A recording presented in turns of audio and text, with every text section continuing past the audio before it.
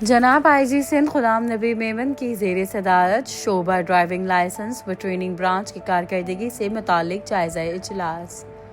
Central police office Karachi में मुनक़्क़दा इजलास में additional IG operations, DIGs, DL headquarters, AIGs, admin DL व दीगर ने शिरकत की। डीआईजी डीएल ने इजलास को शोबा हाजा की कारकर्दगी और जदीद टेक्निक्स के इस्तेमाल की अफादियत और अहमियत पर मुश्तमिल ब्रीफिंग दी। ड्राइविंग लाइसेंस की जुमला categories बशमूल learners car, LTV, HTV और इंटरनेशनल के इजरा में एसओपी को फॉलो किया जा रहा है। ब्रीफिंग में मजीद बताया गया सितंबर साल 2024 तारवा साल 28 जुलाई तक 2 लाख से जायद लर्नर्स ड्राइविंग लाइसेंस ऑनलाइन जारी किए गए हैं।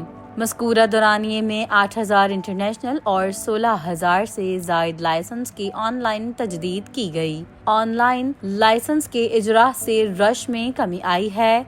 जनाब आईजी सिंध गुलाम नबी मेमन ने ब्रीफिंग में कहा कि हमारा मकसद पॉलिसिंग को जदीद और अवाम दोस्त बनाना है। अवाम को लाइसेंस ब्रांचेस में ज़्यादा से ज़्यादा सहूलियात फराहम की जाएं। डीएल अफसरान व स्टाफ का तरबियत याफ्ता होना ज़रूरी है।